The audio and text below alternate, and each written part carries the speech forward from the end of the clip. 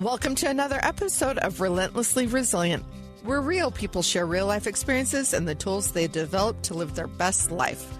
I'm Michelle Scharf. And I'm Jennie Taylor. And Michelle, today we're going to talk to each other about some of the things we've learned over the last, however many episodes. We often talk about how grief or a trial can impact different people differently. Mm-hmm. And even in the same household, the same family, a couple in a marriage going through a trial will each experience it differently. You and I both know we experience it differently from each other, differently from our children. But there's also the difference in how you experience grief and how you process loss within the same person at different moments in time. So let's talk a little bit about that. You and I process things differently. I process things differently from my kids. But I today in 2023 might experience the same loss differently than I did in 2018 when that loss was brand new and so shocking and overwhelming. So we want to kind of dive into that a little bit, the individuality of grief, but the evolutionary nature of it. That sounds amazing. So let's get started. So what do you want to tell me? Let's say it's been 5 years for both of us now. 5 years. Can you believe it? 5 years. Oh, that's crazy. Sometimes it feels to me like it was yesterday, and other times it feels like a separate lifetime. Yeah. Like I was a different person. Like it almost doesn't even belong to me. Right. I think easily both of us could say we feel like a different person, and not in a bad way. Sometimes people looking from the outside, it's easy to be critical or judgmental and think, oh, you've just completely changed. You're no longer who you were. No, I'm a continuation of exactly who I was. Yeah. And I have adapted and evolved with what life has presented me, and so have my kids. Mm-hmm. And yet, it does feel almost like a fuzzy dream sometimes. Yeah. To think back. My cute little Caroline, she's my timekeeper. She's 5. She'll be 6 this fall. She has no memories of her own, Brent. There's just no way she does. She was 2 months old the day he left. So we're talking newborn, asleep 90% of the day. And she'll say things, Father's Day is a day that sometimes kids who've lost a father might love or hate that day, probably hate that day. And she wanted to draw pictures and she wanted to talk about Daddy. Half the time she'll call him Brent. She'll be like, oh, my dad Brent? You mean my dad Brent? Because she's heard him spoken about kind of in that third person and hasn't ever had him around to say Daddy. But I'm noticing in myself different processing of different emotions. And I've heard some people label it secondary loss. In fact, one of our recent guests mentioned that term. And I do not know, full disclaimer, I do not know the technical definition of secondary loss.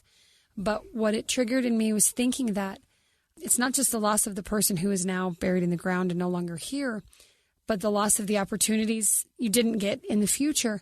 But I've also found myself really nostalgic lately over the loss, even before the loss of Brent, the loss of quality time with one child because I'm trying to be with another child, or the loss of time in life because life is so busy that half the time we just go through the motions and don't realize what's happening. And as I get to that 5-year mark, as all of my children grow, I think I'm gaining, I don't know if it's a different awareness. I won't call it better or worse because I don't think the last 4 or 5 years have been bad or missed, but I'm finding myself kind of at a crossroad or a transition to where I really kind of want to just step back from everything and soak it all in, which is interesting because my instinct and really my personality, the way for me to cope with that initial grief was to try and serve, try and give back. Some of the speaking or patriotic things I've been a part of have been hugely cathartic and healing. And as I've reflected over that, I feel like that was kind of the put my oxygen mask on. They always tell you on a plane, put your own oxygen mask on. I feel like now I've kind of gotten my own oxygen mask on. I'm a little more aware. And as my kids are becoming more aware of their own loss as they get a little older, I feel like now I'm in a better position to try to help them navigate it. Whereas before, I was so overwhelmed and so shocked that I don't know that I would have been very helpful to anybody because I was trying to get my own feet under me. And a lot of my kids, the way they were reacting or to their grief was different too. So anyway, I'm kind of rambling now, but it's been this last several months, I have felt something within me kind of pivoting and shifting to where we're having different conversations in our home. We're bringing Brent up and involving him in our household in different ways, not better or worse again, But it's just changed. And I find myself sometimes nostalgic, not just for the time we've lost him since his passing, but I'm nostalgic for the 15 years he and I lived together that were just so busy and full of young marriage and trying to start a career and going to school and pregnancy and little babies. Like, that's chaos. And, most of the couples my age now, they're getting to the point in their marriage where kids are growing, kids are graduating, the couple's maybe reconnecting and enjoying that time together as life settles into a little more established. And yet, that's not our family situation. But I am experiencing that to a degree with my kids at home. And so it's just been different is the word I just keep coming to. We are experiencing a different grief and a different growth now. We're not sitting around crying in shock and horror. Nobody's as angry as maybe some of the anger at first was in our home. And I think there's a new level of acceptance and even almost like a feeling of empowerment. Like, okay, this is what's happened to us. This is what it is. Now what? Yeah. What direction do we want to go? How do we want to get there? And how can we maybe get there together while respecting each other's individual grief, but are you guys recognizing asking we're yourself together? a lot of questions? Yeah. Like, because grief is so individual, like maybe the questions are, what does this loss mean to you? Yeah. And what lesson did it teach you for each individual? And what could support look like for you? Because again, I think my human nature is to help people the way we would want to be helped. Yeah. But that's baloney in a household full of different personalities, right? And every household has different personalities. I'm a little bit envious of you because my children are all adults. I have Hunter back in my house and has been for the last year and a half. But besides him, my children are busy in their lives. They've gone all very different directions. I don't have the time with them to really, like, it's not something I want to bring up with them if they're not bringing it up to me, know? Well, it doesn't ever do any good to force it. We both found that. Yeah. Grief is something, it's like when it's wanted to be shared, it's awesome. And when it's not wanted to be shared, it's not good for anybody. Yeah. So, yeah, it's an interesting process, isn't it? But I think asking those questions, those are good questions to ask. With when you have so many kids under your roof, it would be a great almost. Let's work on this. Let's ask what did this lesson, what did that loss mean to you? Even more superficial than what did it mean to you? I find if I'm ever able to ask my kids or get in a conversation about what they remember.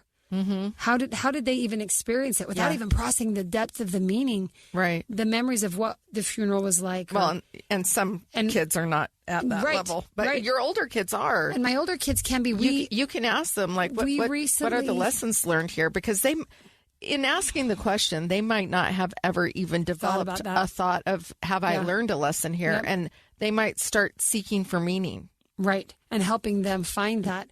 Yeah. I can't remember if I've said this on the air or just in passing, but my middle daughter she should just grow up and work for CSI. She just loves all the details of a crime or an incident. She asks all the gory, inappropriate, uncomfortable questions that make like even the preschool teacher kind of squirm, and let alone grandma. Is this Ellie? This is Ellie. This is my cute Ellie.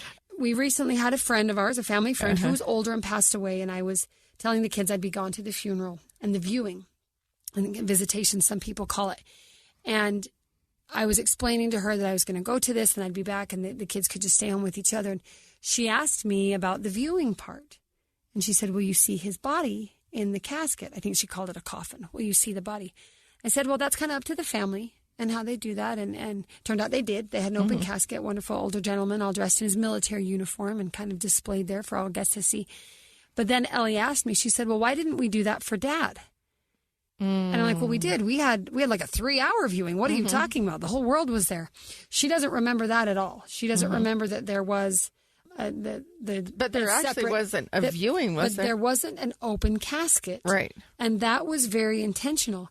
So interestingly, Ellie brought this up at some point, and then within days, maybe a week or so, but I swear it was within days, it also came up with Megan, who's my oldest. And it led to two very different but both valuable conversations with these two girls, different ages, different stages of life, definitely different personalities. Like Megan and Ellie are very, very different from each other. But it was a good opportunity to kind of have that conversation with each of them. But I realized that wasn't something we decided as a family. I didn't ask the 4, 5, and 6-year-old, do we or don't we open the casket? It was me consulting with the general officer of the military, and based on the reports of the incident that had happened and the nature of the wound to the head, that it was just determined it would be better to close the casket, put a flag on top, and display pictures. I never saw Brent's body because that, for me, I think would still be haunting me. I don't know how I'd close my eyes and not see that. Not to be very graphic, but he died from a gunshot wound to the head. I've read the death report. There's an entry and an exit point for that bullet. Like, I don't need to see that. I certainly didn't feel my children needed to see that, let alone the city and everyone else, because we had a very public viewing. Right. But it's interesting. Now, almost 5 years later, these 2 out of my 7 children have recently vocalized that they almost wish they could have seen him. You know, again, I think it's the human search for closure. Yeah. And it led to a conversation to where I kind of explained some of my thinking, asked some of their questions. We had a very good dialogue on both levels. It's separate, the 2 girls. But it just made me realize, how much of their experience of their father's death did they have zero control over? I feel like I hardly planned the funeral because everything was so public, but they certainly didn't. And they didn't choose for him to even deploy. They didn't choose for him to join the military. A lot of the choices he and I made, or I made maybe in the immediate wake of his death. So, but those conversations, what does it mean to my children? I think they even start with, well, what do you remember about that day? Because there's some side conversations that have come up here and there about either the right away when Brent died or those first few weeks or what life was like immediately, where the kids and I remember things very differently. Yeah. Their experience isn't the same as mine, and it's just not. On the whole viewing thing, a lot of people are like, they don't do viewings. It doesn't matter what injury or non-injury condition. It doesn't matter. They just don't do them. Other people, that's their culture, and that's what they do. And it's very much between probably the culture of the faith, the religion, and the culture of the family itself. Family and the community, yeah. So my husband's grandfather died, and my daughter was 2, and she wanted to see her grandpa. And I think I must have been pregnant with Haley, but for some reason I couldn't hold her up, or it wasn't a good angle or whatever. I moved the chair over to the top of the casket, and I let her climb up to the chair and let her see her great grandpa. And she leaned over and gave him a kiss on the head.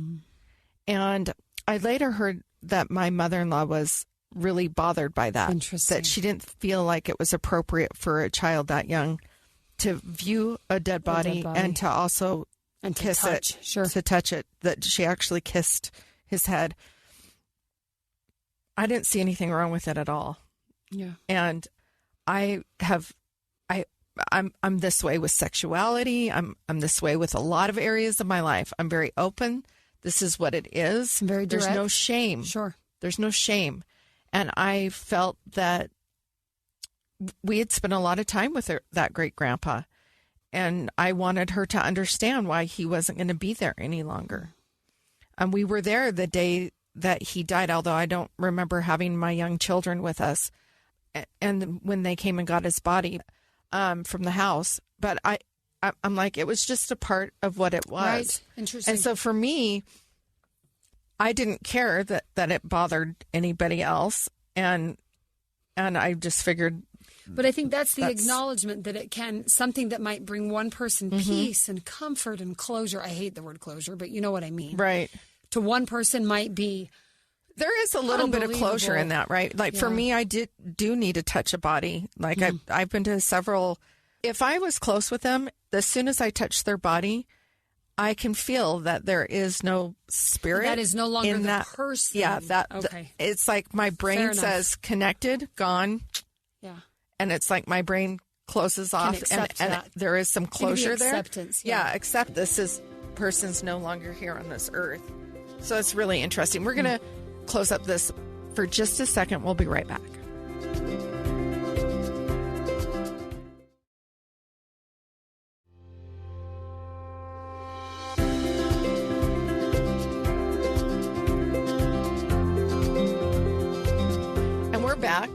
So it is interesting, all of the different ways that we have of going about it. I went to a friend who committed suicide, and he had a head injury, and they wrapped the head in gauze. I don't know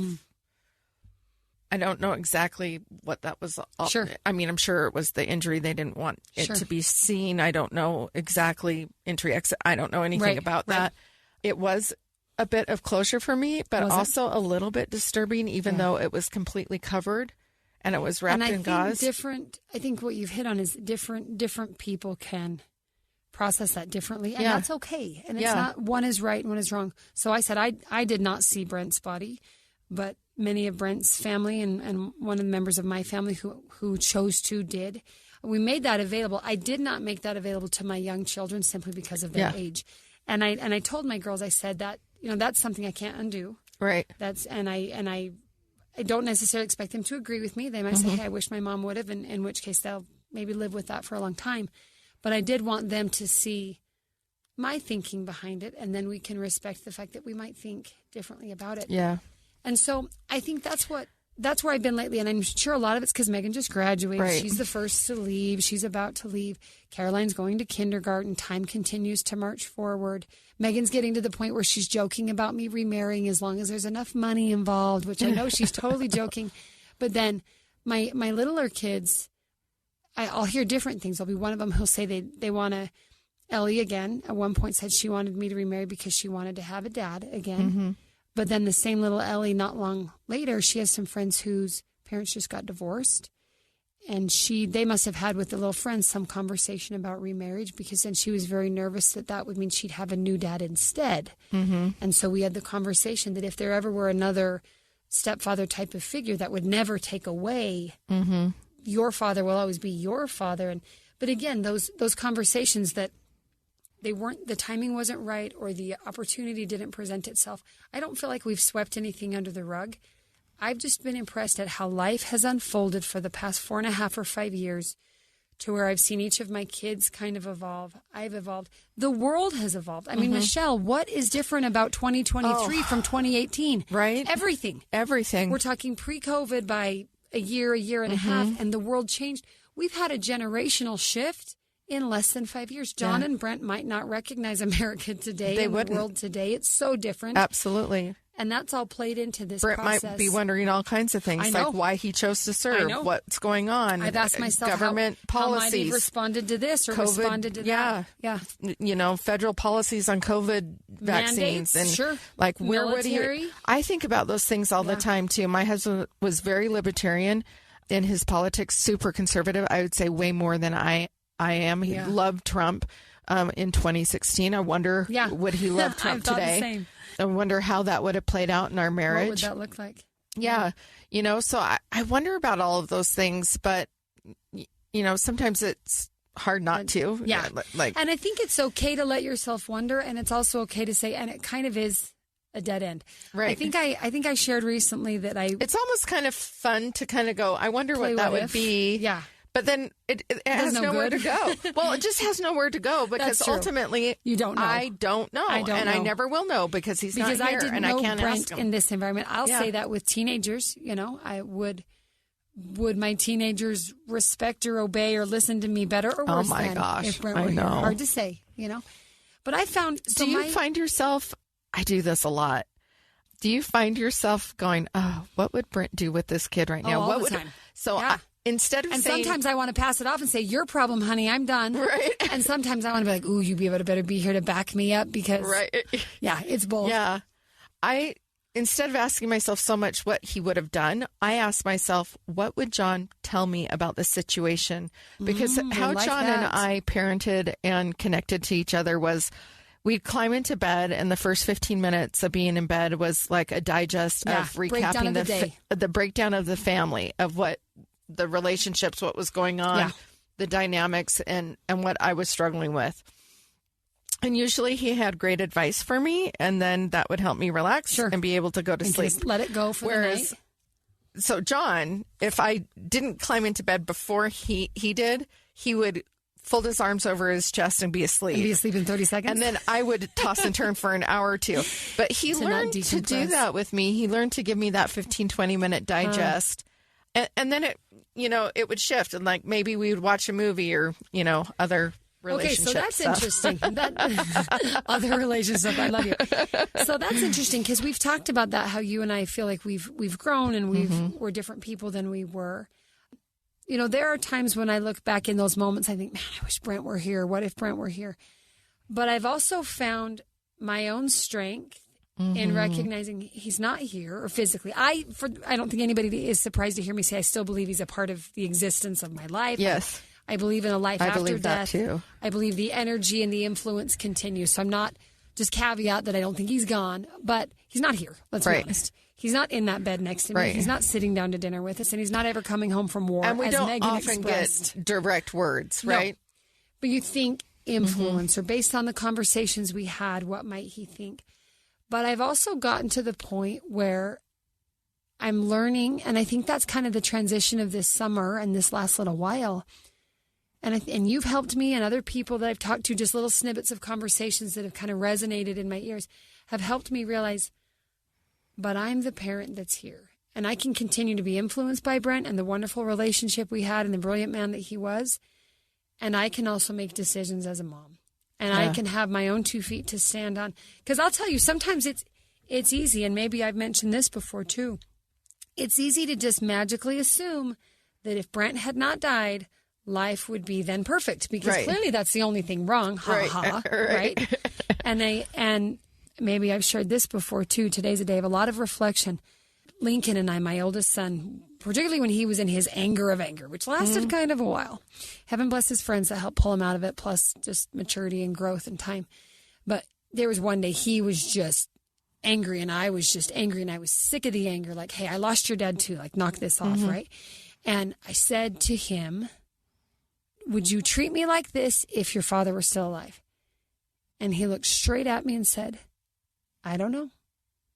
And that was a huge turning point, because in my mind, I'm thinking, you would never speak to me like this. If your father were alive, you would be obedient. You would fall in line. You would be the picture perfect son because your dad was here to hold that. When in reality, maybe not. Right. Maybe he'd be mad at Brent for being alive. Maybe he'd be mad because he's a teenager. Maybe he'd be mad because he was mad because he served. Sure. Right. And he was never around all that much anyway. Right. No, there's a lot of maybes. But that moment kind of freed me from thinking, oh, if Brent were here, I could perfectly parent. If Brent were here, the dishes would be done. If Brent were here, the lawn would be mowed. I don't know that he'd even mow the lawn. He would have planted all of his tomatoes, but I'm not sure. The garden for sure would be different if Brent were here. That is 100% true.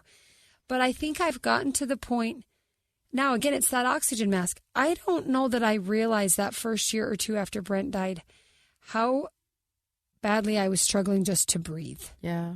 Because I had a superhuman power keeping me on my feet, and I would have opportunities to speak or say something where I would be uplifted by the words that came out of my mouth. I knew they weren't my own, and I was just carried along in this bubble, this fog. And I look back now and I think, oh my gosh, I was a mess. Yeah. I was fragile. I was broken. There's no way I could have had the backbone to jump straight from day 1 to year 5. And yet today we're almost to year 5, and I feel like I've got a backbone. Mm-hmm. Like for the longest time, Brent was my backbone, and I miss that. Yeah, Brent was for 100%. Sure my decompress, and that was way better than no decompress. But I think I dipped down to where I thought, I can't handle life without Brent. Well, I'm lost. What do I do? And now I'm kind of coming back up, realizing, yes, it was much better with him, but me and the kids, we can do this. Mm-hmm. And there's an empowerment to say, I can be sad, I can be angry, I can let myself feel that grief and really process it.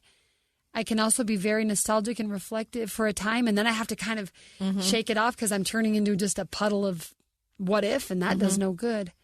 But it's been an interesting year. 2023 has been. Pandemics mostly disappeared.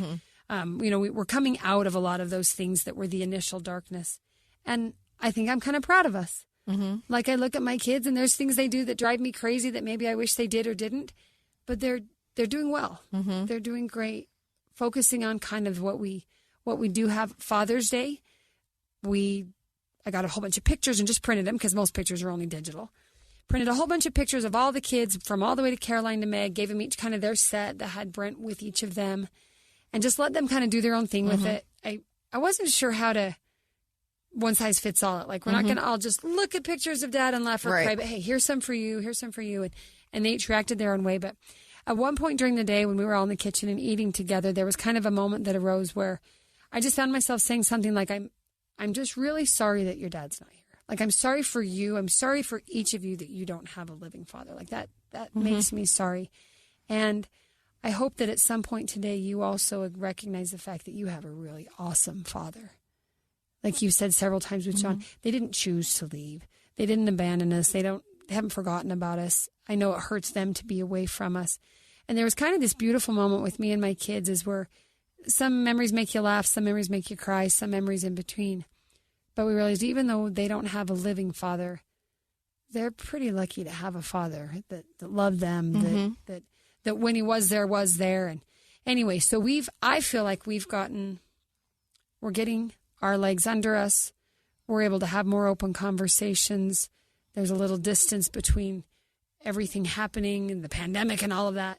And now, I find myself more excited about moving forward rather than, okay, I guess I finally can maybe kind of move forward because that's better than just sitting here. And it's a mind shift that's been helpful for me to recognize some capacity in myself that maybe now I know how to breathe. So maybe I can find a child that needs an oxygen mask. So fortunately, they've all stayed alive the last 5 years, and that is 100% thanks to the grace of God and good people around me. And no kidding, because the emergency room bills are not cheap with your family. Oh my gosh, so many. It's like, oh my gosh. We are frequent flyers at the Pleasant View Emergency Center. I'm seeing another post by Jennie. Is it going to be an injury? Here we are. We're going to take a break. I have some questions on a different level. Oh. Not child related. Here we go. Just for you when we come back.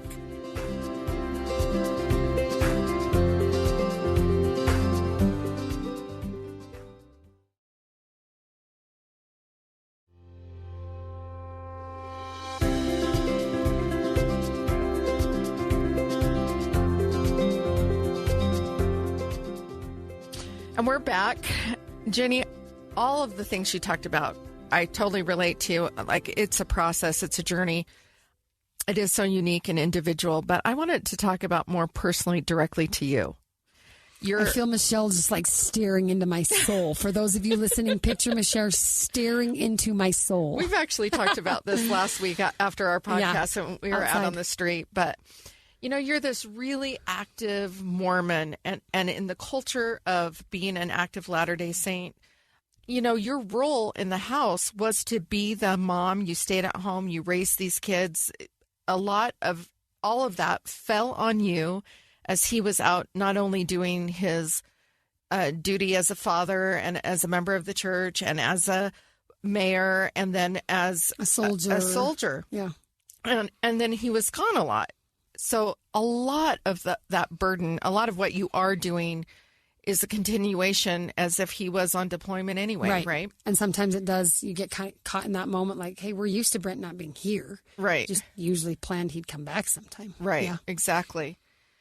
But I want to talk about how this journey in the 5 years has changed you, because you have moved from being this very traditional kind of stay-at-home mom. You didn't have your own journey, your own life outside of being that role of mother. And now you're a role of a provider, the finance director, all of the things. And in addition to that, you have created a foundation for Brent. That foundation has done amazing things, not only scholarships. You've got not follow the flag, sorry. The foundation still does the flags, right? Yeah, it's but we're good friends with Follow the Flag, right? Yeah. Right. But you've got all of these relationships going on. You are speaking. You're asked to speak a lot. People are paying you to speak. All of those things are really great and wonderful. But that is all things that are outside the home. Right. So, okay, let's talk about that. First of all, full disclaimer, Brent and I very consciously both chose together those traditional roles. Right. It wasn't him twisting my arm. It wasn't me being a doormat, right? That's just disclaimer. Right. I also think it was a different time. Like, I look at, even though, again, it was only a few years ago, it feels like 100 years, 100 lifetimes ago. I know. A lot of families now have to be two-income families. But that wasn't your agreement. That wasn't your setup. Okay, so you have to know me and Brent, like, we are both we're just totally nerds, totally very business oriented. We're very logic driven, both of us. Like, it's somebody like me probably should never marry someone like him, because there's like so left brained. But on our honeymoon, which was 2.5 days to Park City, because we both had to be back to work by Monday, we had what we jokingly called the Park City Accords, because that's just us. And at the Park City Accords, like wherever we were at our honeymoon, there was a little outdoor table. We were sitting down together, and we kind of discussed right then and there. Yeah, you had your planners out. We did. We had what these roles would be, and this was before we had children. I had just received my bachelor's degree. He was still doing his bachelor's, and he had just joined the military. But we made a very conscious decision. Mm-hmm. And then I remember really falling into that decision. And it was not a forcing. It was a very chosen thing. And I'll admit, there was probably some days when I was kind of high and mighty about it. Like, I am choosing to be home with my children while the rest of you women are chasing all these dreams and careers. I now see that so differently. So that's my first disclaimer. But for the 15 years that Brent and I were both alive and married together, that was 100% our agreement. Now, the trick was Brent was gone a lot. And I mean, a lot. Like, right. For one thing, we'll hit our 20th anniversary this fall. I will have spent 10 of those 20 September 18th with him somewhere.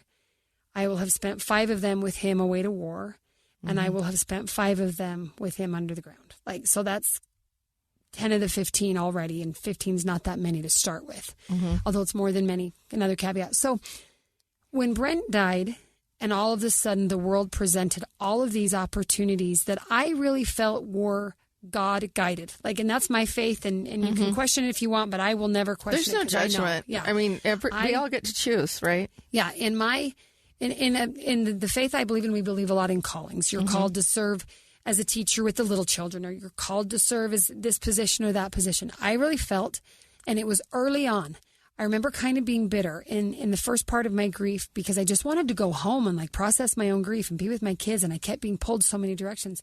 And I remember what to me was guidance from God through Holy Spirit, or whatever word you use, that this first year wasn't mine.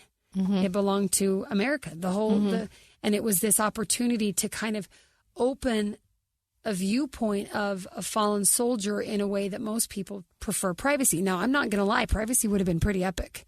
But I felt, again, compelled or called that this was a story to share for the better of understanding of military in general. So that whole first year, it was, if anybody asked me to be anywhere, I said yes. And I remember almost bargaining with God, like, wait a second. If I'm everywhere else, who's home with my children? And there were family members, wonderful neighbor girl, Ashley, shout out to Ashley, who was like nanny of the year without me even realizing how much she did. But it's like for that 1 year, I was just gone, to be honest, just mentally or physically. Then as time kind of went on, I started to realize, well, I could say yes or no to some of those invitations, which was kind of mind-blowing because I didn't feel that way at first. I could tell people, hey, I'm sorry, I can't do that, or I can't make it. And then I found they would like reschedule it around me. I'd be like, oh, you mean if I tell you I'm not available, like you'll let me come next time? Oh, you mean there's a next time? And so that kind of gave me some more freedom. Big change happened about 1.5 years ago when I decided I wanted to go back to PTA, which I know makes you laugh, and most people listening, I love PTA with all my soul. I tease her about it. That's why she's saying that. It's because I'm a school teacher at heart. Right. Which is funny because I only ever taught school for 2 years. But looking back, all my time volunteering at my kids' school was kind of half of a career fulfillment for me. It was an outlet. It was a contribution where I could pick the time and kind of the hours, and I could still be home with my children. But hindsight has helped me realize that that was a passion for me. And for me to try to stifle that would have been detrimental to my kids. So interestingly, in these last couple of years, particularly post-pandemic, I've realized there are things, skills I have or opportunities I can take advantage of that, yes, they take me out of my home, but they make me a better mother. They make me a better person. And quite honestly, they're good for my psychology. So it is that ever elusive balance everyone talks about of home and work life, or home and influencer life, or whatever. But I have found balance is a verb. It's not a state. I don't know a single person who's perfectly balanced in any moment all day long, but I can be balancing. And that means at some point I might be gone more than I'm home, and at some point I'm home more than I'm gone. But I've had to learn to give myself permission to do that. I've had to learn, and there's still, you call it the mom guilt or what, There's still the times when I'm somewhere that I know I need to be and I feel very strongly about where I am or an assignment I'm fulfilling. And I still wish I could be home for that basketball game because I hate missing my kids' basketball games. But I will tell you, when I am around and able to go, I'm at the basketball games or I'm at the performance or wherever. And the most beautiful part of this whole crazy few years for me is I went from being home, like religiously stay-at-home mother, to, oh my gosh, I'm leaving my kids and feeling terrible for it, to, well, maybe I have something to offer the world in addition to my home, to now I realize, like, I kind of want to just go back home. Yeah. And that I can kind of set the parameters of, you know, people say, do you want to come speak or are you willing to do this or that? And I'm kind of like, hey, call me back in 5 years because my little people will get bigger. But I've also recognized that if I go completely back just home, that I do struggle. I enjoy being with other people. I am a teacher at heart. I love opportunities to speak because to me, it's just teaching. I love being with youth. High school and college kids are like my energy. And I'm coming to realize maybe that's okay. Mm-hmm. Maybe I have really important work to do at home, and I also have really important work to do somewhere else. And sometimes one takes priority and one takes priority. It doesn't ever mean my kids aren't priority, but it might mean that in a given moment, you know, perfect example. And if my son Lincoln's listening, he's not going to be surprised to hear this, but he's not listening, so that's fine too. We had in our church a cool pre-missionary conference. People familiar with the LDS church know that we often send young people out on proselyting missions to teach about Jesus Christ. I, as a mother, will admit I would love for all of my children to choose to go on missions and teach about Jesus for a year or two. I will admit that. I also recognize each of them will choose, and I hope they know that is, and I've tried to let them know it's their choice. I'll respect that, and you're invited to Sunday dinner either way, right? Well, our local area had kind of a youth conference set up for the teenagers Lincoln's age, and all about missions and how awesome. I'm like, the me in me is like, oh, this is like a kid's dream, versus Lincoln, who's like, that sounds like purgatory, you know. And ironically, I had planned months and months before a trip to Legoland with my sister and all the little kids, knowing that the teenagers would stay home and that'd be fine. So I found myself in a predicament. I know that if I go to Legoland with these little kids on this trip we planned for a very long time, he's not going. That leaves Lincoln home to really choose for himself. And not only can I not control it, but I might not even know. So we went to Legoland. I realized I had... can't force this big huge growth for you. Huge growth, right? Jennie, I'm cheering for you. Yay! So I'm cheering for Lincoln. I went to Legoland. We enjoyed the time with the kids. I will admit I did feel a punch to the gut when I saw the Be Real roll come up with my other son, with his brother, in the truck taking a picture of not the missionary youth conference, which I already knew he wasn't going to go, but it still hurt. Yeah. Well, the twist to the story is this. The ecclesiastical leader over that missionary conference asked if I would come to the closing night, which was after we got home from Legoland, and share a message with these young people about my own thoughts of, I did serve one of these missions. It's hugely impacted my life 20 years later. And he asked if I would share some thoughts with the young people.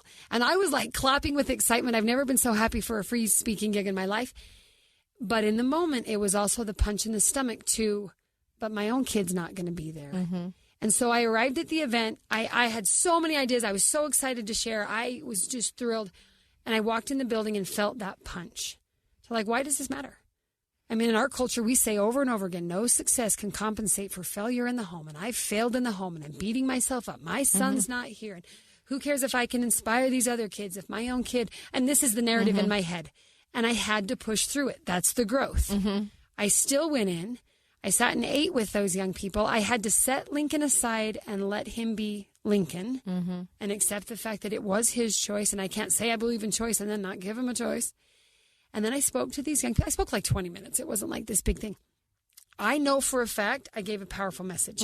I know for a fact young people in that audience were impacted by what I had to say. Sure. And I still went home kind of sad because I'm like, if only my own kid would listen to that, I would feel so much better.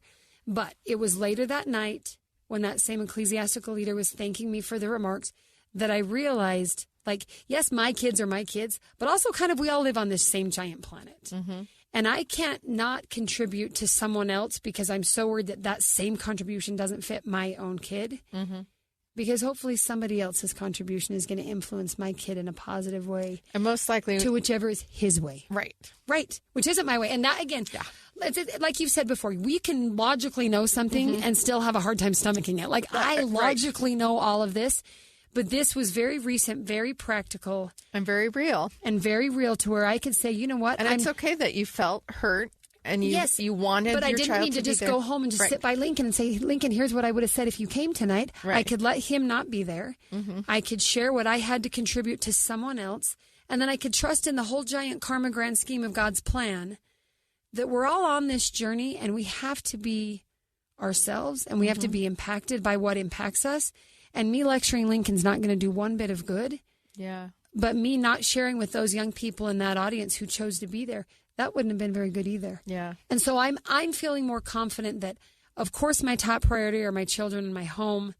I also have things to contribute to the world. It's very symbiotic. Mm-hmm. And it is easy to get swept one way or the other sometimes. And it's a constant balancing act. Yeah. You're constantly adjusting the sails. And right now I'm kind of like, I'm going home. PTA helped because you're volunteering at PTA, which means you got to be home. Can't be out of town too much. Yep. And I've recognized how much I love that.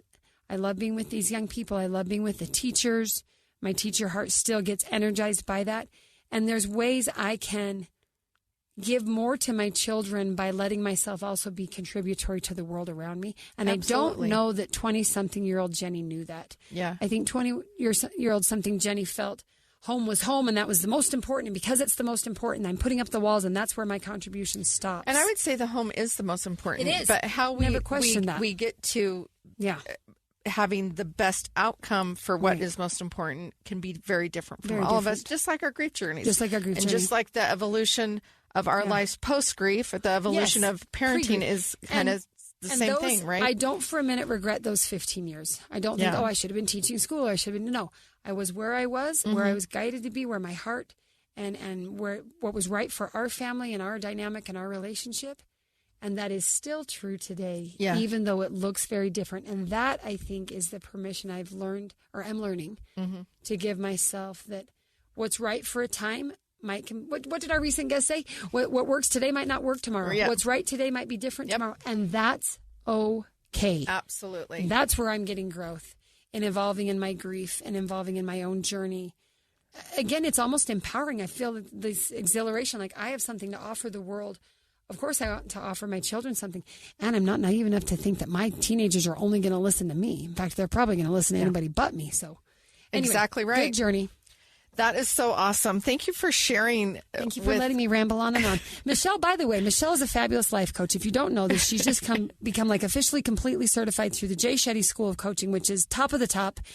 And she, even without the coaching, already had the knack to look in your soul and get you to tell things about you. You'll notice she hardly talked today, and I've spilled my whole life story.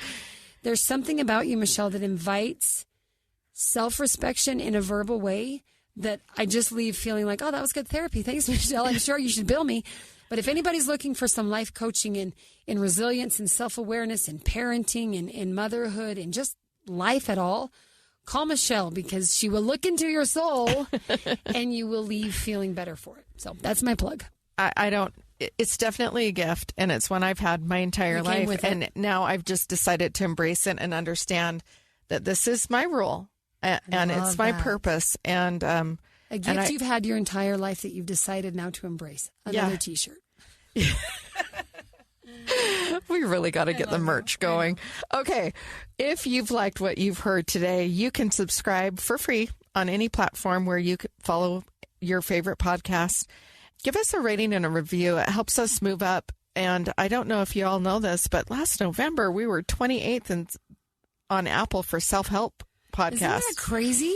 People, a little applause right there. That's I know. Amazing. I'm Huge shout out to our producer, Kellyanne Halverson, who makes that possible. 100%. You and I show up and chat, but she is the girl behind the scenes. She does the graphics. She does the clips. She is fantastic, amazing. She's telling us to stop talking, so I guess we'll wrap it up. She doesn't like it when we go on and on about her, but we can't give her enough applause. So anyway, give us a rating, a review. Help us grow this podcast.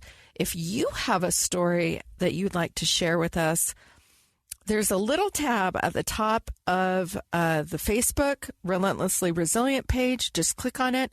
You can schedule a 15-minute phone call with me. Tell me what lesson of resilience in your story that you'd like to share with our audience. We've all gone through really hard things. How have you decided to take it, this traumatic thing in your life, the hard lesson? It doesn't have to be about loss. It could be really about anything. It doesn't have to be big. It doesn't even have to be tragic. But what did it teach you, and how are you living your best life and moving forward? You can contact us again on Facebook at Relentlessly Resilient or on Instagram at Relentlessly Resilient Podcast. On Instagram, there's a link to book a call as well.